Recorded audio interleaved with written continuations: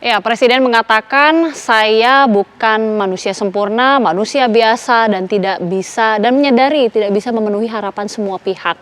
Kita tentunya menerka-nerka apa sebenarnya arti permintaan maaf dari Presiden Republik Indonesia Joko Widodo pada acara ataupun agenda zikir dan juga doa kebangsaan. Untuk membahasnya, kita akan bersama dengan tenaga ahli utama KSP, Bapak Johanis Joko, bergabung secara virtual. Pak Joko, selamat malam. Selamat malam, Mbak Gita. Baik, dan juga hadir di studio pengamat politik Pak Hoirul Umam. Pak Umam, selamat malam. Malam, Mbak Gita. Baik, dan juga nanti akan bergabung Malam, secara Mas virtual Umam. Malam, Mas dari Joko. Ketua DPP PDIP, Bang Andreas Pareira. Saya ke Pak Joko terlebih dahulu. Pak Joko, ini ada banyak pertanyaan dari pernyataan permintaan maaf Pak Jokowi, apalagi ada kata-kata disebutkan bukan manusia sempurna, hanya manusia biasa, tidak bisa memenuhi harapan semua pihak, Pak. Jadi dalam konteks apa sebenarnya permintaan maaf dari Presiden ini? Ya, Mbak Gita dan para pemirsa TV One, yang harus kita lihat itu kan waktu ya, konteksnya, peristiwanya, secara konteks waktunya harus Pak Presiden Jokowi ini kan sudah kurang lebih sekitar 2 bulan lagi, 2 bulan lebih sedikit, begitu akan mengakhiri Pak Presiden Jokowi dan Pak Kiai Haji Ma'ruf Amin akan mengakhiri masa pemerintahan ini tepatnya di 20 Oktober 2024.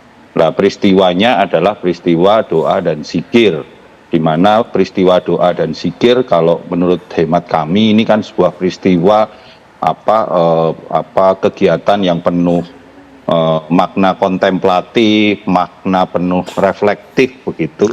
Nah, dalam posisi dan situasi itu maka suatu bentuk refleksi dan kontemplatif Pak Presiden terhadap proses perjalanan beliau sebagai pemimpin selama 10 tahun terakhir tentu itu tidak mungkin menyenangkan semua pihak, Mbak, karena itu adalah konsekuensi kepemimpinan. Karena kalau kita bicara yang kedua, kalau kita bicara tentang kepemimpinan, pasti kan turunannya adalah kebijakan yang diambil, turunannya adalah berbagai sikap yang harus beliau putuskan begitu untuk masyarakat dan bangsa. Dan dalam setiap keputusan yang diambil itu pasti nggak mungkin menyenangkan semua pihak begitu. Pasti ada pihak yang diuntungkan atau yang merasa mendapatkan manfaat, tetapi ada juga pihak-pihak yang mungkin belum bisa dipenuhi harapannya. Nah, untuk pihak-pihak yang belum bisa dipenuhi harapannya inilah kalau menurut saya sikap kenegarawanan, sikap kerendahan hati Pak Presiden Jokowi. Beliau tidak mencari siapa yang mencari pembenaran, mencari siapa yang salah, siapa yang ini tidak, tetapi beliau mengambil tanggung jawab untuk menyatakan bahwa ini tanggung jawab saya, dan karena tanggung jawab saya ini maka saya memohon maaf kepada masyarakat apabila ada kebijakan-kebijakan beliau yang tentu tidak menyenangkan, belum bisa memenuhi harapan ekspektasi masyarakat. Sebenarnya itu, Mbak, dan dalam situasi yang penuh tadi saya sampaikan tadi, kontemplatif dan reflektif itu, beliau sangat menyadari bahwa ya sebagai pemimpin itu harus mengambil tanggung jawab itu. Ya. Begitu, Mbak. Baik, jawaban ini tentunya saya akan minta tanggapan dari Pak Umam untuk bisa menganalisa apa sebenarnya makna dari permohonan maaf Pak Jokowi. Tapi saya ingin juga minta tanggapan langsung dari PDIP karena permintaan maaf Presiden ini menuai banyak respon beragam. Salah satunya juga dari elit partai politik. Dari PDIP sendiri bagaimana Bang Andreas Pareira menanggapi permintaan maaf Pak Presiden? Tadi kalau kata Pak Joko, ya karena tidak bisa menyenangkan semua pihak, ada kebijakan-kebijakan yang mungkin ada tidak disetujui, ada juga yang disetujui. Bang Andreas. Presiden tidak menyampaikan permintaan maaf ke partai politik. Sekira kepada beliau seluruh rakyat menyampaikan Indonesia, secara Bang. umum aja. Jadi ya saya di sini melihat, saya bicara sebagai warga negara dalam arti Pak Jokowi menyampaikan itu ke semua, karena beliau juga tidak menyampaikan apa kesalahannya sehingga dia perlu minta maaf. juga kepada siapa minta maaf itu, ya beliau tidak menyampaikan permintaan maaf pada partai politik, gitu, Mbak. Sehingga kalau kita lihat konteks, ya artinya permintaan maaf itu baik gitu, dalam arti bahwa orang meminta maaf. Tapi akan lebih bagus lagi kalau disampaikan juga apa sih sebenarnya persoalan yang membuat saya harus minta maaf.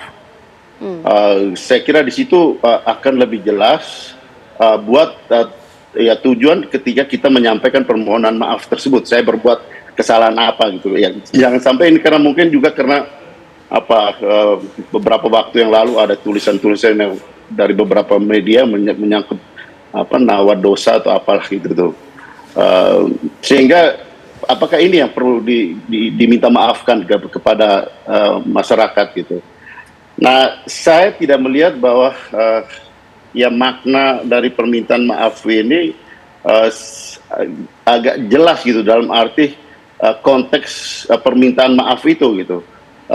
Karena kalau kita ya saya menyampaikan bahwa setelah 10 tahun selesai menjalankan tugas bahwa tidak bisa memuaskan semua orang, ya saya kira semua orang juga pasti dalam semua kebijakan, semua pemerintahan dia akan menyampaikan atau pada hal yang sama gitu, dalam arti dalam tanda petik ya permintaan maaf itu adalah sesuatu yang abstrak sekali gitu. Tapi kalau kita memang dengan tulus mau menyampaikan permintaan maaf, apa sih sebenarnya, sehingga kemudian rakyat juga tahu gitu, oh bahwa ini persoalan dan saya tidak akan berbuat lagi terhadap apa-apa yang sudah pernah terjadi yang selama ini menjadi kesalahan-kesalahan saya. Nah, saya kira itu poinnya, Mbak. Oke, Pak Joko boleh langsung ditanggapi. Kalau kata Bang Andreas, seharusnya kan kalau permintaan maaf diberitahulah kenapa minta maaf, apa kesalahannya, kepada siapa juga, kenapa ini tidak dirinci secara jelas begitu?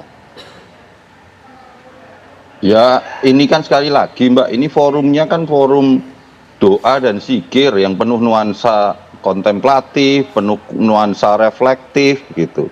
Nah, pada titik ini kan sekali lagi kan, kalau kita mau bukan untuk, jadi gini, tatarannya itu jangan tataran yang kontemplatif, reflektif ini jangan sekedar ditarik menjadi sebuah ketataran teknokratik gitu loh, tataran kebijakan-kebijakan yang harus didetailkan dan segala macam begitu. Artinya ya boleh saja Bang Andreas tadi menyampaikan hal itu, tetapi kalau kami memaknainya adalah ini adalah memaknai bahwa kita lihat secara utuh gitu ya Mbak Agita, dan konteks apa yang disampaikan Pak Presiden bahwa bangsa ini itu dengan menghadapi berbagai krisis, tapi kita bersyukur bahwa krisis itu bisa kita hadapi, maka kita butuh bersatu padu. Lah dalam konteks bersatu padu ini kan kita lihat sekarang ini kan banyak juga kan masih hal-hal yang ya hal-hal yang menjadi perdebatan di publik, dan pada titik itu ya beliau dengan kesungguhan dan kerendahan hati menyadari ya sudahlah, segala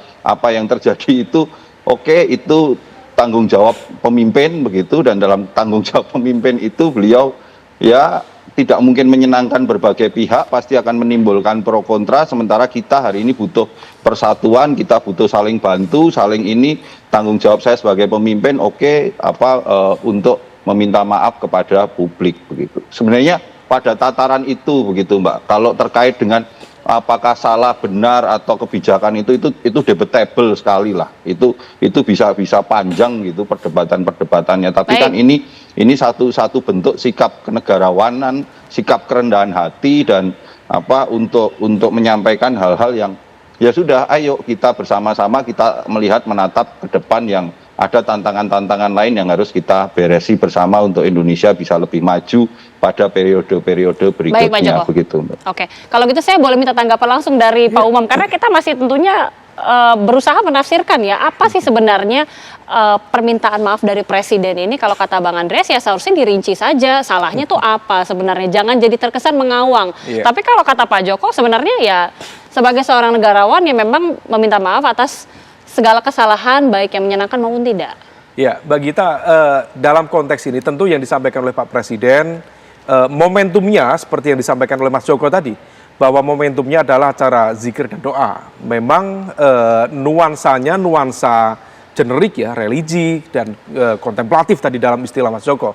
Tetapi di saat yang sama memang apa yang disampaikan oleh Mas Joko dan juga Pak Andreas itu yang kemudian ditangkap oleh publik. Bagi para pendukungnya, tentu yang disampaikan oleh Pak Jokowi dianggap sebagai sebuah sikap kenegarawanan, ekspresi keterbukaan terhadap apa yang kemudian menjadi tanggung jawab dia. Tetapi di saat yang sama, ini maknanya apa? Karena kalau misal kemudian statement itu disampaikan tapi tidak memiliki makna dan hanya basa-basi saja, maka kemudian itu menjadi sebuah statement yang hampa makna dan dalam bahasa Pak Prabowo itu omon-omon saja. Nah, ini yang kemudian perlu didetailkan. Memang dalam konteks politik, momentum ini menjadi penting karena ini adalah Agustus terakhir ya, dari 10 tahun rentang perjalanan kepemimpinan Pak Jokowi, tentu ada positif, negatif, tetapi di saat yang sama, statement ini tentu harus kemudian diletakkan pada basis konteks yang ada.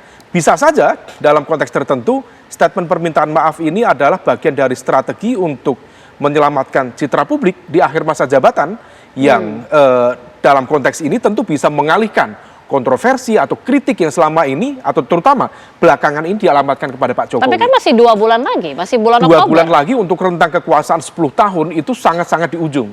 Artinya ini adalah fase ending dan menjadi penting bagi Presiden untuk melakukan wrap up atas kepemimpinannya. Tetapi betul yang disampaikan oleh Pak Andreas, saya pikir itu menjadi sebuah bahan yang penting untuk diterapkan. Karena bagaimanapun juga statement permintaan maaf itu jangan sampai hanya menjadi statement yang mengawang-awang, tetapi harus didetailkan. Misalnya dari janji nawacita itu, mana yang sudah dijalankan, mana yang belum.